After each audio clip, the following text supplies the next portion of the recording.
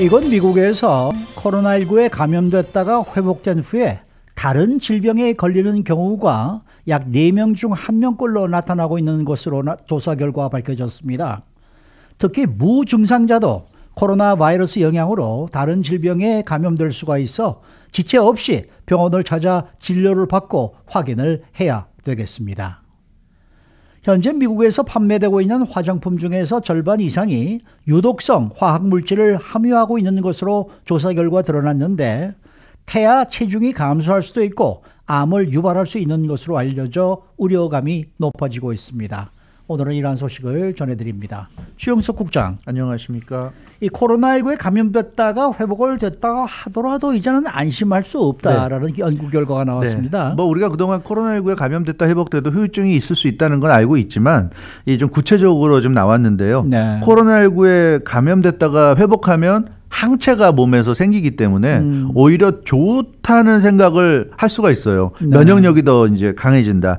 그래서 한 번 걸렸다가 무사히 건강을 되찾으면 자연 항체를 얻어서 이제 좋다는 인식을 할 수도 있는데 꼭 그런 것만은 아니다. 그리고 물론 최근에 더군다나 이제 또 뭐 살상률이 줄어들면서 네. 코로나19에 감염돼도 죽는 경우는 참 드물지 않는가. 또 이런 생각을 해서 뭐 걸려도 크게 문제될 거 없다는 인식이 또 팽배한 게 사실이에요. 근데 이 연구 결과 지금 나온 코로나19에 감염됐다가 회복해도 새로운 질병에 걸릴 수 있다는 이런 연구 결과는 왜 우리가 코로나19에 감염되면 안 되는지를 보여주는 겁니다. 네. 뭐 감염돼서 반드시 죽기 때문에 걸리면 안 된다는 게 아니라 죽지 않더라도 굉장히 안 좋은 상황을 맞을 수가 있고요. 뭐 여러 번 말씀드리지만 삶의 질이 굉장히 떨어질 수 있기 그렇죠. 때문에 그런 점에서 감염되면 안 되는 거고요. 감염되지 않도록 우리가 노력을 해야 됩니다. 어찌됐건 이렇게 미국에서 지금 이 수많은 사람들에 대한 그 연구 결과 이 회복된 사람들 중에 코로나19로부터 회복됐지만 이미 코로나19 때문에 몸이 많이 망가진 상태, 뭐 면역력이 약해지고 그러다 보니까 다른 질병에 걸릴 수 있다는 게 좀 드러나고 있습니다. 네. 이 구체적으로는 이 수치상으로 네. 어떻게 지금 나온 이 거예요? 조사는 굉장히 아주 이게 그 작은 조사가 아니라 굉장히 아주 대규모로 이루어졌습니다. 비영리 단체 페어헬스가 조사한 결과인데요.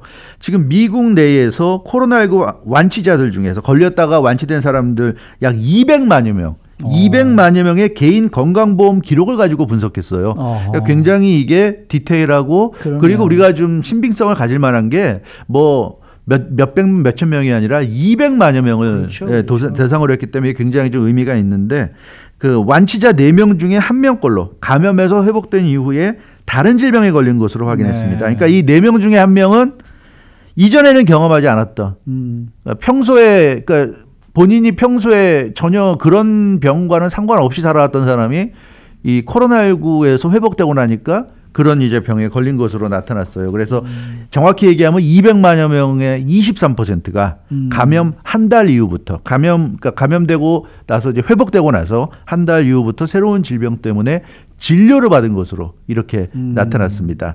그래서 이 연구는 미국에서 작년 2월부터 12월 사이 10개월 동안 감염된 환자들 200만여 명을 대상으로 실시가 됐고요.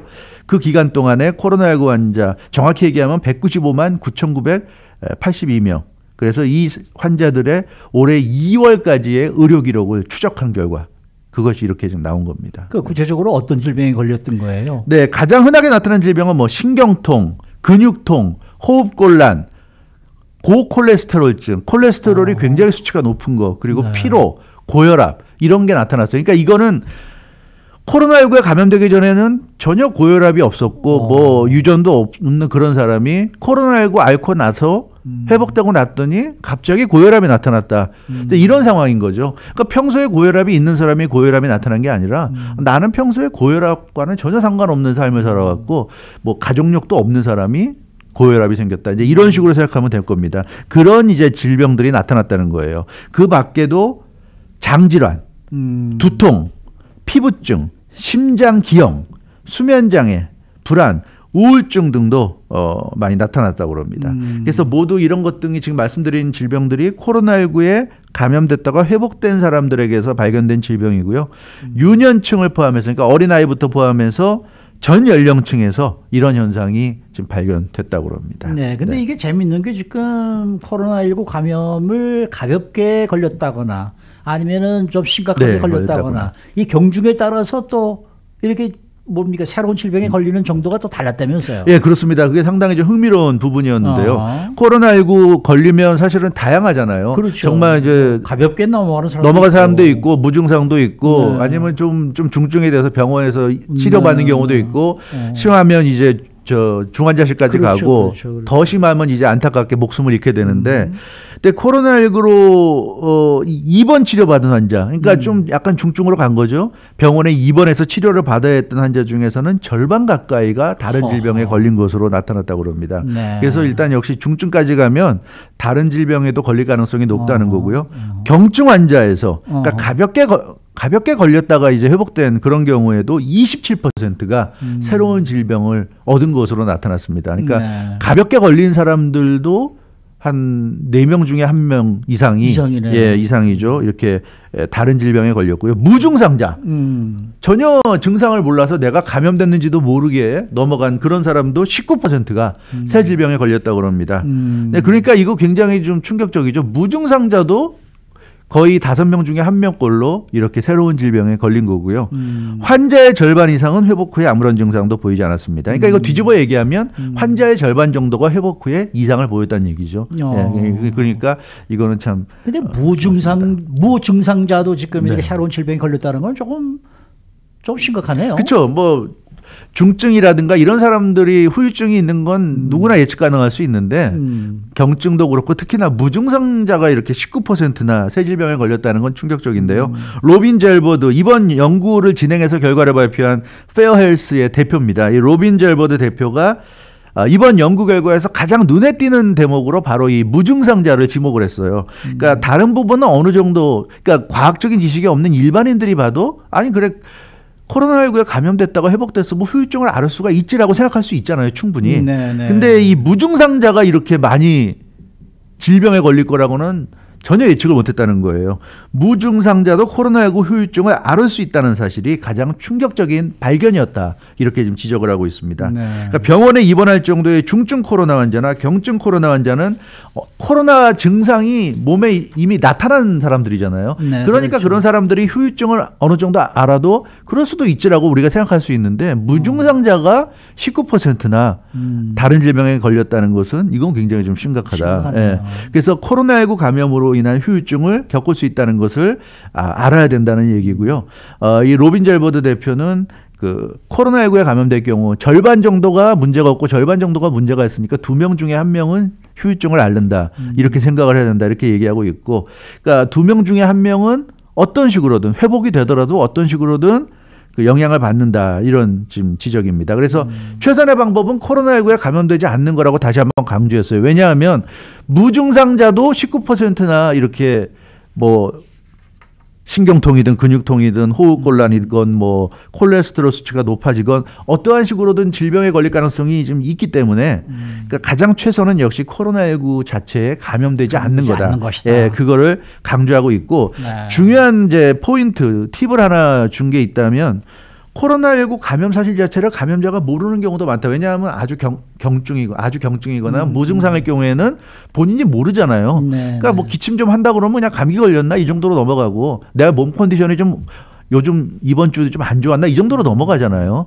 그리고 나으니까. 그래서 감염자 스스로 몰랐던 경우도 있는데 문제는 내가 고혈압이 전혀 없는 사람이고 가족력도 없기 때문에 고혈압에 걸릴 수 없는 사람이 갑자기 고혈압 증세가 나타났다면 예를 든다면 뭐 두통 같은 게 갑자기 심하게 나타났다면 고열이 나타나고 그럴 경우에는 반드시 병원에 가라. 대충 이거 뭐 하루 이틀 이러다 낫겠지 하지 마라. 왜냐하면 이거는 코로나19에 감염됐다 회복되고 나서 새로운 질병에 걸렸을 가능성이 있기 때문에 그러면 병원 가서 진단을 받고 필요하면 치료를 받아야 되기 때문에 그래서 평소 본인이 앓지 않던 질병을 갑자기 앓는 경우에는 반드시 병원에 가라고 이 조언을 코로나19라는 게 정말 아주 진을 빼는 병이죠. 그렇죠. 그게 안 좋은 거예요. 네, 그러니까 면역력도 약화시키고. 예, 맞아요. 그러니까 다른 병에 걸리게 되죠. 그러니까 코로나19 자체로부터 우리가 회복될지 몰라도 결국 다른 병에 또 노출될 수 있게 만들기 때문에 이게 참 아주 안 좋은 고약한 병인 것 같습니다. 제대로 걸리지 마십시다.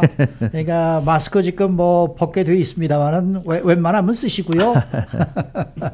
자, 그런가 하면 미국에서 판매되고 있는 화장품 중에서 상당수가 유독성 화학 물질을 함유하고 있다는 연구 결과가 나왔어요. 네, 그렇습니다. AP통신이 보도한 내용인데요. 미국에서 판매되는 화장품의 절반 이상이 각종 유독성 화학 물질 성분으로 넘쳐나고 있다는 내용입니다. 이 내용은 노틀댐 대학 연구팀이 발표한 연구 결과 내용입니다. 그러니까 미국에서 가장 대중적인 화장품 230여 종을 가지고 성분을 분석해서 실험한 결과인데요.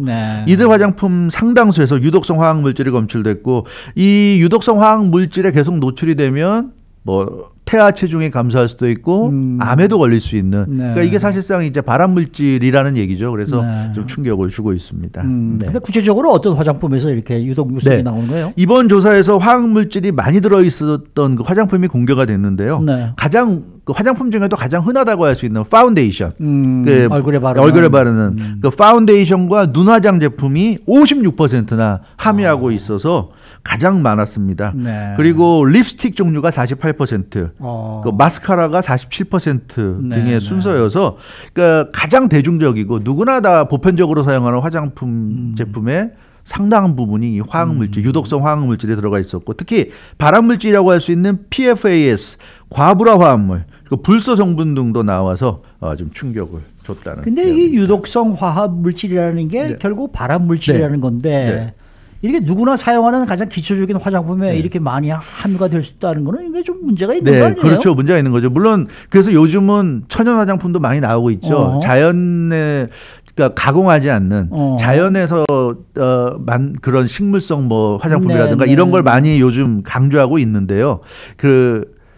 그렇지만 어찌 됐건 아직까지도 뭐 대세는 역시 이런 그 화학 제품에 의한 그 화장품이기 때문에 우리가 좀 주의해야 될 것 같습니다. PFAS와 불소 성분 등은 이른바 영속 속 화학 물질입니다. 그러니까 이게 보통 어디에 많이 사용되냐면 프라이팬, 음식이 달라붙지 않게 프라이팬 등에 이런 것이 이렇게 가미가 돼 있거든요. 그래서 이게 막 벗겨지고 이러면은 안 좋은 그런 건데 어찌됐건 이런 게 그 매일같이 지금 얼굴에 바르고 입술에 바르고 눈에다 하고 그런 화장품에 그런 성분이 들어가 있고 화장이란 건 사실은 뭐 어쩌다 한 번 하는 게 아니라 매일같이 하잖아요. 매일 하죠. 요즘은 남자들도 사실 화장하는 분들 많이 계시는데 뭐 여성분들은 말할 것도 없고 그래서 이제는 이게 뭐 남녀 문제가 아니라 누구나 다 이런 위험에 노출될 수 있다 이렇게 볼 수 있고요. 특히 이 PFAS 수치가 가장 높은 화장품이 방수성 마스카라라고 하는데 이건 82%. 방수성 마스카라는 82%나 이 PFAS 성분이 들어가 있다고 그래요. 그러니까 이건 뭐 너무 심한 거고요. 또 오래 지속되는 립스틱 중에서도 한 번 바르면 잘 안 지워지고 오래 지속되는 립스틱이 있잖아요. 그런 립스틱에도 62%가 함유되어 있다고 그래요. 그러니까 이 좀 성분이 강한 거, 한 번 화장을 해서 잘 안 지워지고 잘 안 벗겨지고 이런 것 등은 어떻게 그렇게 강할 수 있겠습니까? 그만큼 강한 어떤 성분이 들어가 있는 거죠. 그런 점에서 좀 주의를 해야 될 것 같습니다. 아니 근데 이런 것들이 어떻게 허가가 나올 수가 있었죠? 이게 가장 큰 문제예요, 사실은. 이 PFAS나 유사 성분 물질이 들어있는 제품들의 경우에 담배 같은 경우 사실 담배가 유독하다는 건 누구나 다 아는데 담배는 그래서 경고가 돼 있잖아요. 담배 피면 폐암에 걸릴 수 있다. 뭐 이런 거 있잖아요. 근데 경고 문구가 반드시 삽입돼야 되는데 화장품은 그런 게 없어요. 그러니까 이 화장품은 뭐 예를 들어서 화학 물질이 들어가 있기 때문에 장시간 장기간 동안 뭐 계속하면 위험할 수도 있다는 것을 인지하고 사용을 하십시오라든가 뭐 이런 경고 문구도 좀 있어야 되는데 그런 게 아예 없어요. 그래서 좀 문제로 지적되고 있습니다. 근데 화장품도 그 연방식품의약국 FDA가 이제 허가를 해주는 건데요. 이 FDA는 그 이번 노틀댐 연구팀 발표에 대해서 그 해명을 했습니다. 화장품에서 발암물질이나 이런 유독성 화학물질이 나온다는 것을 밝힌 논문이 그동안 없었다. 그러니까 우리가 뭔가 근거가 있어야지 거기에 따라서 결정을 내리는데 우리가 근거할 만한 게 없었다는 이런 변명을 지금 내놓고 있었고요.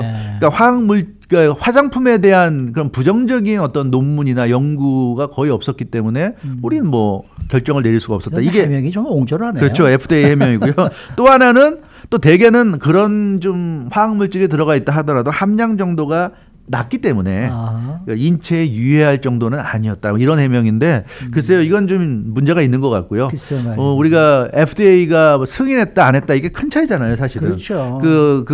지금 코로나 백신 같은 경우도 FDA가 승인했기 때문에 우리가 안심하고 그럼요. 맞을 수 있다고 하고 있는데 FDA가 이제 이런 식으로 해명하면 사실 FDA에 대한 신뢰가 떨어질 수밖에 없고요. FDA라는 건 어디까지나 믿음인데요. 그렇습니다. 네, 거기서 어프로벌 하면은 우리는 뭐 먹고 그렇죠. 웬만한 거 다 네. 먹지 않습니까? 그렇죠. 그래서 이제 FDA도 좀 뭔가 개혁이 필요하지 않나 이런 느낌도 있고요. 이 화장품 만드는 회사들 이런 데와 얼마나 좀 연관이 되어 있는지도 우리가 좀 들여다볼 필요는 있을 것 같은데 네. 아무튼 그 FDA 같은 기관이 좀 제대로 네, 이 업무를 좀 해줘야지 이런 문제가 좀 없어지지 않을까 싶고요. 아무튼 참 걱정스러운 부분이 아닌가 싶습니다. 수고 많으셨습니다. 주영석 국장이었습니다.